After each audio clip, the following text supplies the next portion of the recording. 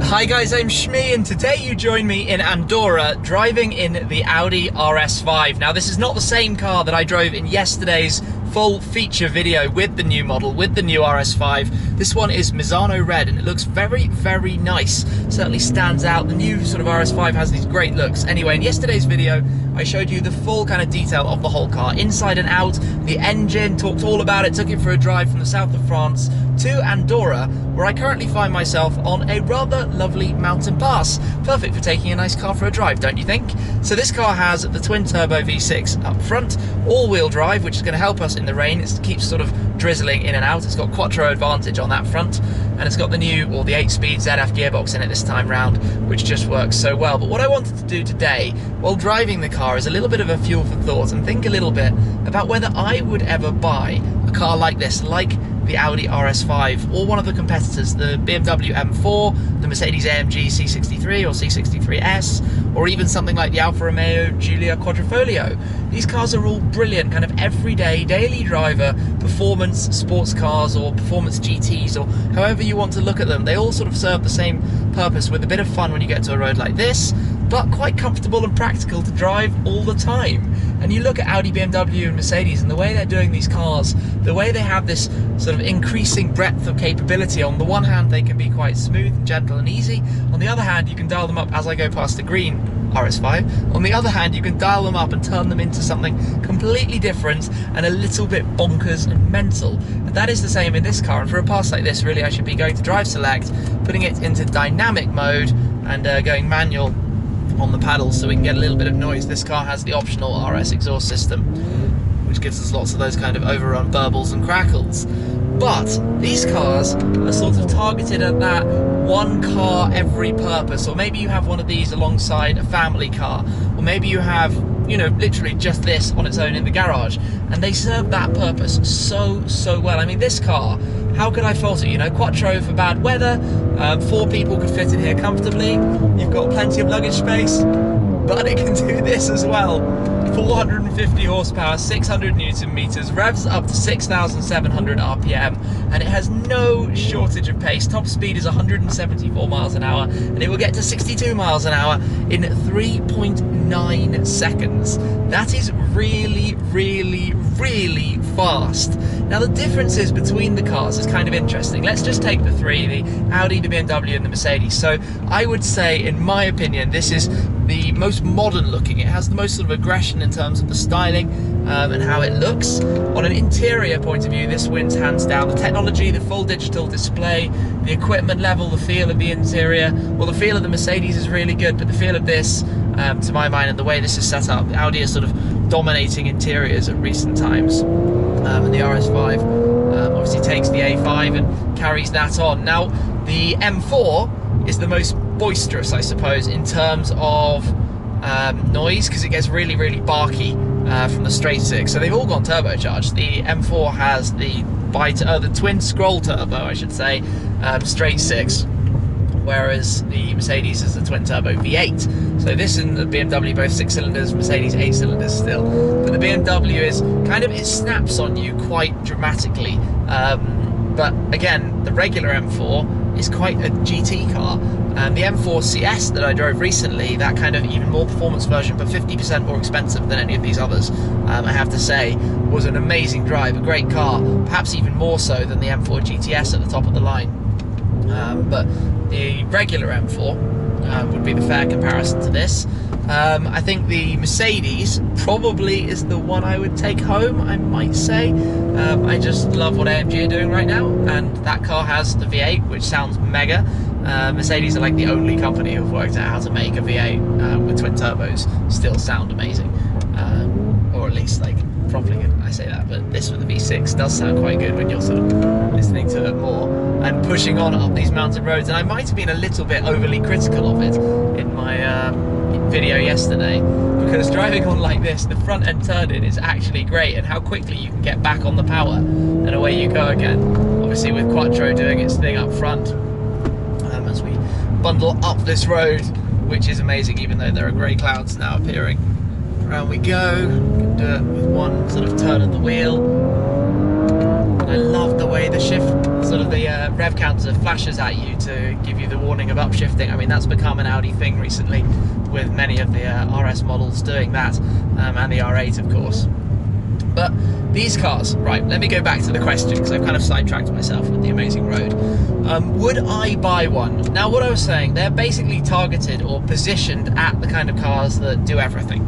So the difficulty for me is that I don't think I would take a car like this out over, you know, an Aston, a McLaren or a Ferrari, unless it was for a practical purpose, in which case I would take the practical car, or have a practical car. I don't actually own a practical car, really. The FF kind of, but not entirely. The Focus RS is probably the most practical you get, but even that has bucket seats in it, so it's all relative, isn't it?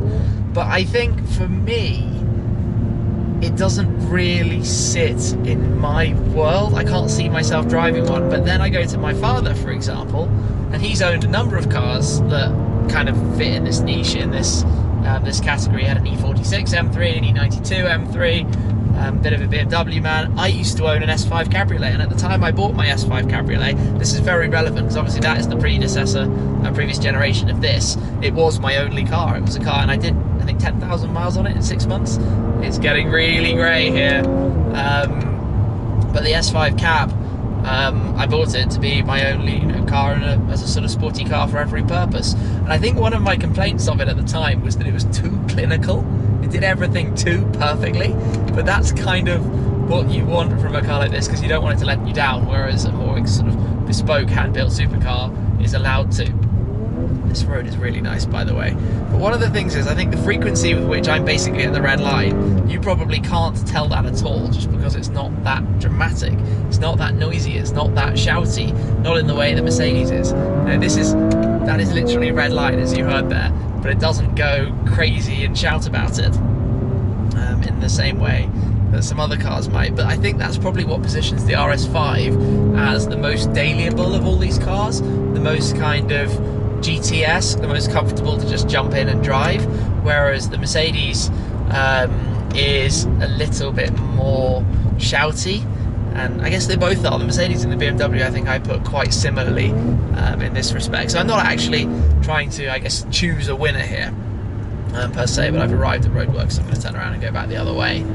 But it's more thinking about it from my point of view, and I'm sure lots of you guys are really interested in these cars. But let me spin around. Like I was saying, I'm sure lots of you guys are interested in these cars. Who wouldn't be? They're fascinating. They have such capability while being so usable, and that's quite an interesting kind of prospect as a car. And I think we all look at these cars as like benchmark setters, as kind of determining where the industry can go. And obviously the sequences are slightly out. You know, the M4 is the oldest, then the C63, then the RS5, then maybe we get a new M4, and you know, it keeps going like this. So technically, whichever is the latest should be the best, because they can work from the others and use the learnings of the others and what they've developed in the extra time. And this whole market moves so phenomenally quickly. We've actually managed to avoid rain up to this point. That it's crazy how fast it moves and how quickly cars are moving on. And one thing I was discovering with this in my full drive is when you go from comfort to dynamic, the difference in the car is just huge. There's a vast variation in what the car can do and what different sort of driving modes end up meaning when you're out on the road. But you could be in here doing this with 4 people in the car quite happily, and I think this and the M4 probably feel lighter. I don't know the weights of all the cars than the Mercedes. Probably the V8 is a big part of that. But yeah, I mean, it's just a nice car to drive, isn't it? It's a car that you could do thousands and thousands and thousands of miles in very, very, very comfortably. Just lacks a tiny bit of drama for me, just a tiny, tiny little bit. But overall, I mean, this thing's an awful lot of fun, isn't it? Well, it's time for Quattro to do its thing. It's just started actually raining with hugely heavy raindrops, and then it just stops just like that.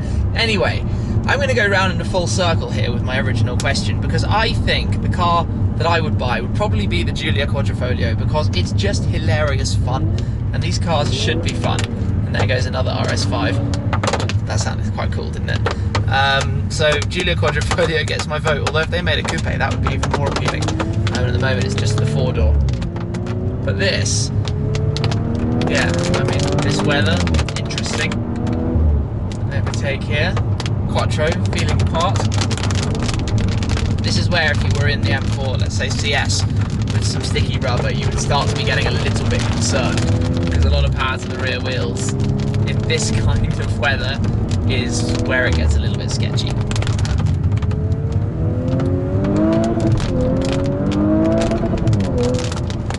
So I'm interested to hear from you guys. Come on, between the big three, between the RS5, the C63 S and the M4, which would you buy and why?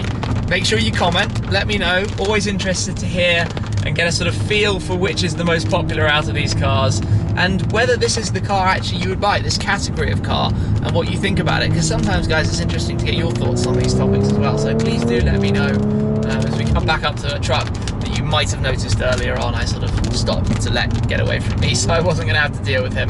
Alas, I didn't manage. That's the worst part of mountain roads. He says, here we go, we've got a gap. Through we go. This kind of power, more than enough to go through in any of these kind of situations. Now I might find myself behind the other Misano red RS5 as well. Yeah, there he is. It looks nice on the road. I really like the silver trim around the exhaust section. Not quite sure how much of this car you can see on my camera, but just following him down, looks good as we see some lightning. Uh-oh, that doesn't bode well at all. Anyway, I do recommend you go and check my full video if you'd like to know more about the RS5. I think he's letting me through. Away we go then. A lot more details and just see all about the car, or obviously the M4 CS video, or the regular M4 videos, or the C63 S as well, if you're that way inclined. Anyway, I think I've rambled on quite a lot. I just wanted to make a second video because I'm out here for 2 days with Audi, driving in the RS5. So away we go. This road is amazing. That's a cool noise, isn't it? Alright, I'm going to wrap it up there. Thanks very much as always for watching, guys, and I'll catch up with you again very soon. Cheers!